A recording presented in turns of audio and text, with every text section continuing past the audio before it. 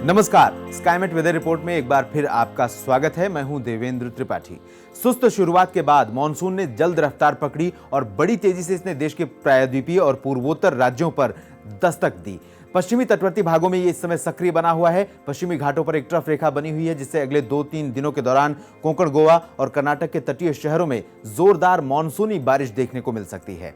तमिलनाडु को छोड़कर दक्षिण भारत के बाकी भागों में भी मध्यम बारिश होने के आसार बने हुए हैं। इन भागों में मौसम की ये गतिविधियां बंगाल की खाड़ी में बने चक्रवाती हवाओं के चलते देखने को मिल रही है। ये जल्द ही निम्न दबाव का क्षेत्र बन सकता है। इसके चलते आंध्र प्रदेश, ओडिशा और पश्चिम बंगाल के भागों में बृहस्पतिवार से बारिश की गतिविधियां बढ़ने के आसार हैं।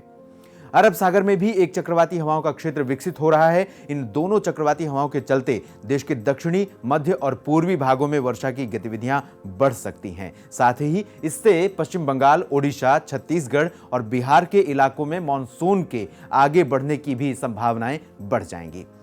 और साथ ही मानसून की अक्षीय रेखा को भी स्थिर रूप देने में ये दोनों चक्रवाती हवाओं के क्षेत्र सहयोगी की भूमिका अदा कर सकते हैं। बंगाल की खाड़ी में बने चक्रवात ने पूर्वोत्तर राज्यों में पहुंच रही नमी को अपनी तरफ खींच लिया है, जिससे पूर्वोत्तर भारत में बारिश घटेगी। हालांकि कुछ स्थानों पर हल्के से मध्यम बारिश बनी रह सकती है। इधर उत्तर भारत में अगले 3-4 दिनों तक कोई भी मौसमी गतिविधि विकसित होने के आसार फिलहाल दिखाई नहीं दे रहे हैं। पहाड़ी भागों पर मौसम शीतल और खुशनुमा रहेगा, लेकिन मैदानी राज्यों में आर्द्रता बढ़ने से दोपहर के समय उमस काफी ज्यादा परेशान कर सकती है। हालांकि देश के अधिकांश हिस्सों में तापमान सामान्य या सामान्य से नीचे ही बने रहने की संभावना है। स्काईमेट वेदर रिपोर्ट में अभी के लिए इतना ही। आप हमें ट्विटर और फेसबुक पर भी फॉलो कर सकते हैं। मौसम की और विस्तार से जानकारी के लिए आप लॉग ऑन करते रहिए हमारी वेबसाइट skymetweather.com।